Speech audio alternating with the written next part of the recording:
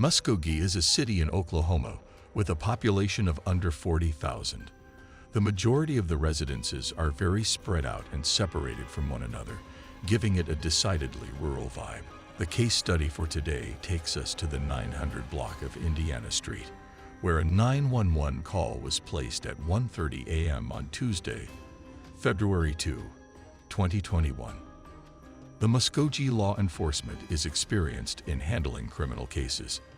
Despite its seeming tranquility, the city has one of the highest rates of crime in the nation. Here, there is a 1 in 24 probability of falling victim to either violent or property crime. Nothing, however, could have prepared cops for what they were about to encounter. Before handing the phone to a lady, the man who had called 911 requested an ambulance. Hey, I need an ambulance. I need an ambulance. I've been shot. Kids have been shot. They're coming as fast as they can, okay? Is the assailant still nearby? Can you hear me? Is the attacker still nearby? Yes. What's the name of the person that did this to you? I can't say. Is the person still there with you? Yeah, I'm here. They're coming, okay? The officers are gonna take care of you, okay? It was becoming obvious that she was losing consciousness, and the authorities were running out of time. 12 or so officers got into their guns and moved cautiously and swiftly towards the house, not knowing what to expect or how many of the occupants carried weapons.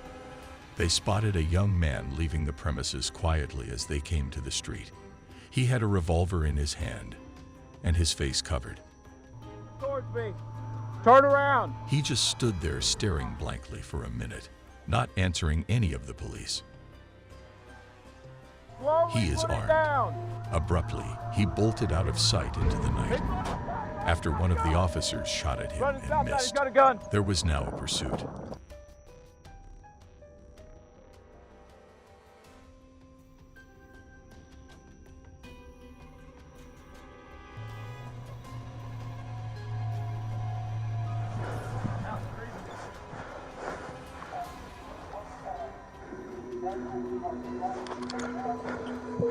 I'm with you, come here. Fuck. Watch your left. Get this car.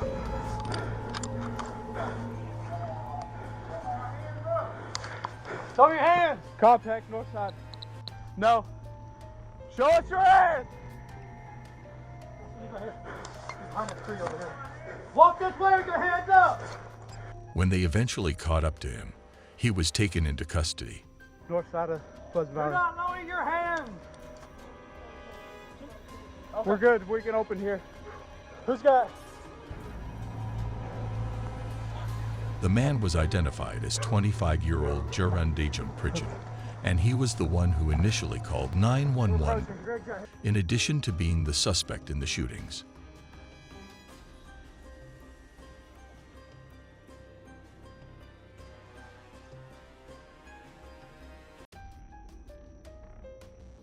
Now, police were passing through the Dot home, and the silence was excruciating. Brittany Anderson, 27, was the woman Jaron had given the phone to, and she was barely hanging on. While they waited for a chopper to transport her to the hospital, paramedics stated that her injuries were potentially fatal, and they were prepared for the worst. They discovered 4 of Brittany's younger children and a young man as they made their way through the house. They'd all been killed by gunshots. Her other child was critically hurt and struggling for their life as well. Together with her 3 additional children, Brittany has 8 total children living in the home. A 7-year-old, a 1-year-old, and a 1-month-old were present. Fortunately, they escaped unscathed and were eventually reunited with their grandparents after being transported to the Oklahoma Department of Human Services. After the chopper came, Brittany and her small child were flown to a hospital around 40 miles away in Tulsa. Brittany's brain was swollen and bleeding when she was taken to the intensive care unit. Sadly, her child who had traveled with her died not long after she arrived. How in the world had 6 little lives been snatched in a matter of seconds? Neighbors who were worried about their pals gathered outside to seek answers amidst the chaos and conjecture. Evan, just a tragic mass murder in this Muskogee neighborhood. Neighbors are just shaken to the core after what happened here overnight. 7 people in one family shot here in this home that you see here behind me. Police found 1 man and 4 children dead in the home. A woman and another child were life-flighted to a Tulsa hospital where the 5th child died. The woman still fighting for her life tonight. Sky 5 flying over the scene hours after police got the call around 1:30 this morning. Police telling us the suspect is 25-year-old Jerron Dejon Pridgen, who lived in the small home with all 7 victims. When officers went inside the scene, they discovered 4 small children had been shot and 1 adult male. There was another female that was taken to the hospital with another small child. They were both life-flighted to a Tulsa hospital where that small child also was pronounced deceased. We don't believe that it's random, but we just don't have details yet of the why or what happened. Now, we're still waiting to hear more from police on what happened. That's the latest here from Muskogee. Katrina Adger, KOCO 5 News. 5 of Brittany Anderson's 8 children were fathered by Jerron, their suspect, who shared residence with her. Brittany's ex-boyfriend Jerron would come and go, never staying put, remaining for extended lengths of time in the house. Police started giving the public and media access to the victims' names as soon as they were identified. The individual who had been shot was Javarian, Jerron's brother, who is 24 years old. The kids were Jadis, 3 years old, and 1-year-old Jaliyah, who was 6 days away from becoming 2. 3 children, 5-year-old Harmony, 6-year-old Neva, and 9-year-old Cadence, Brittany's oldest child. Jaliyah, Jadis, Neva, the 1-year-old, and the 1-month-old infant were all under Jerron's fatherhood.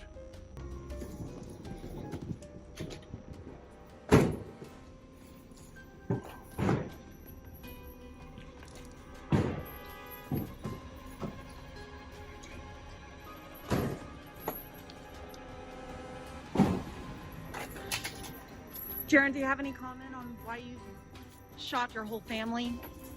Do you have any comment for us? What do you have to say? Although Brittany's family had recently moved into the neighborhood, locals said they already felt at home. Every child might be seen playing outside in the park or on the street, interacting well with other kids and quickly becoming friends. Cadence was the only son and oldest child of Brittany. He had a lot of enthusiasm and desired to play football in the future. Neva used to joke with her aunt about taking her to her nail salon, and she was described as cheeky and a little diva. Harmony, who went as the smiley one, loved to make others laugh. Jadis, who was 1 year old, was characterized as a dream baby. She never cried at anyone and just wanted to be taken up and cuddled by everyone. And Jadis, who was intelligent, devoted, and passionately protective of her siblings. The siblings were close, and despite their differences, they all loved being outside and making up stories to tell each other. It was their custom to bid each other farewell with a fist bump, a high 2, and a high 5. Since Jaliyah was still unable to perform the high 2, she substituted a high 1. Naturally, Jerron was already under arrest and not required to post bond. He gave no explanation for his outburst and was completely emotionless and unhelpful. A lengthy criminal history included burglary, battery, and assault with a dangerous weapon, resisting arrest, impeding law enforcement, and possession of a controlled dangerous narcotic. He was charged in 2019 after hurling concrete slabs at a woman in an incident. He entered a guilty plea and was given a 10-year sentence. However, this was postponed for 3 years in order to allow for a mental health assessment. The crime was so heinous that it was incomprehensible, and the family's suffering caused everyone to feel deeply hurt and angry. It will go down in history as the most horrific crime in a modern metropolis, according to the authorities. According to Police Department spokesperson Lynn Hamlin, I've been with this agency for 16 years and have not had anything to this magnitude during my time that I've been on.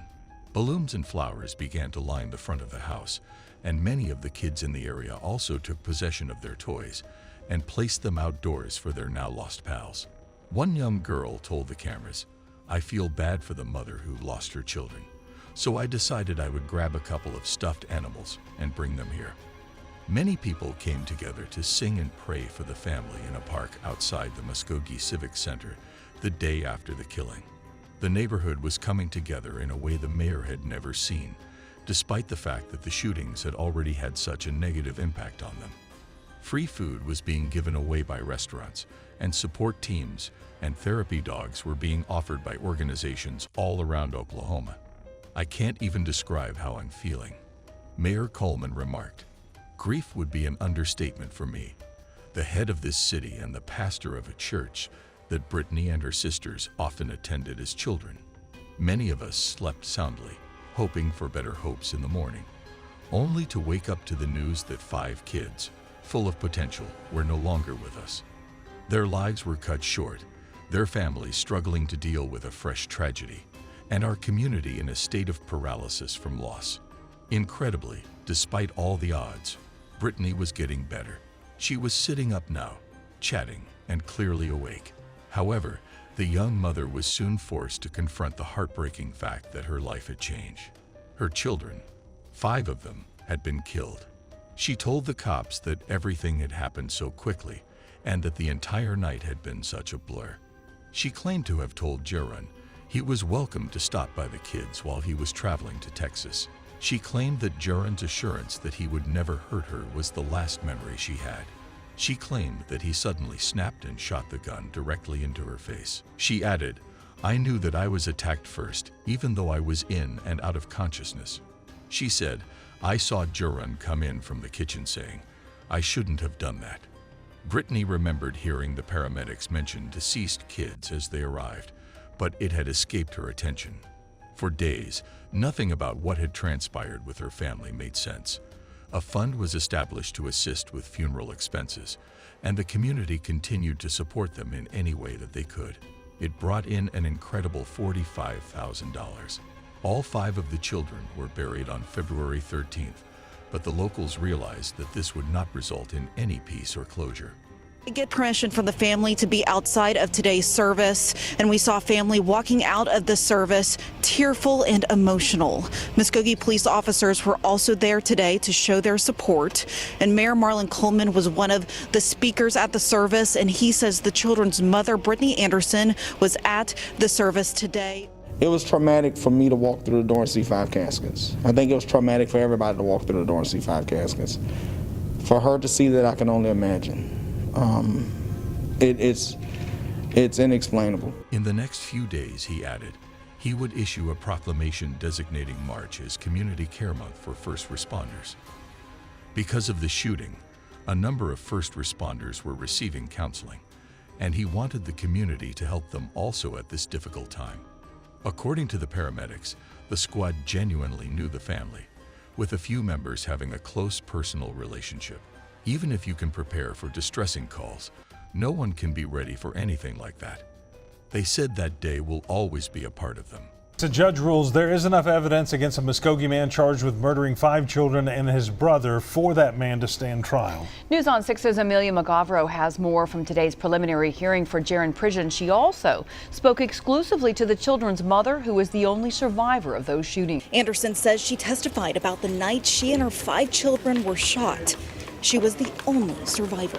It was kind of hard going over it and just thinking about it. But like I said, I wanted to get justice for my babies, so I just gave them the answers that came to my recollection. The media, as well as Anderson's own family, had to wait outside the courtroom because the hearing was closed to the public. I'm not happy that we did not get to go in the courtroom with her. And that's what we're fighting for justice. And that's what we want. That's what she wants for her children, and that's what I want for my grandchildren. It's justice. I got God on my side, so everything's going to be okay. Jaron Pridgen, 25, was quickly brought before the court to answer for his horrible deeds. He was accused of 6 first-degree murder charges, 1 count of shooting with the intent to kill, and 1 count of possessing a handgun following a conviction or while on probation. The judge ordered that he first undergo a psychiatric evaluation in order to proceed with the prosecution's request for the death punishment. Things moved slowly because of the pandemic-related delays. Jaron's plea change from not guilty to not guilty by reason of insanity was revealed in May 2023. October 2023 was then set as the trial's start date. However, because of additional delays, it is unlikely to proceed as scheduled. He remains silent about what transpired that morning and the reasons for it, even after 2 years. Not only is he a monster, but he is also a coward for acting in such a cowardly manner. Sister of Brittany, Raven says, "It is unfathomable the agony Brittany has to endure. Her town, and everyone in it, are striving to assist her in rebuilding her life to the best of their abilities, and she is surrounded by a strong and encouraging family." She claimed to be overcome with survivor's remorse and felt that she ought to have died along with her 3 surviving children, but she had to persevere. Brittany claims that all sense of routine has vanished and her house feels incredibly empty. Without the pitter-patter of so many tiny feet, she claims to live in a very silent and lonely environment, both literally and emotionally. She also claims that the laughter, happiness, and joy have vanished. We sincerely hope you enjoyed this film, and thank you for watching.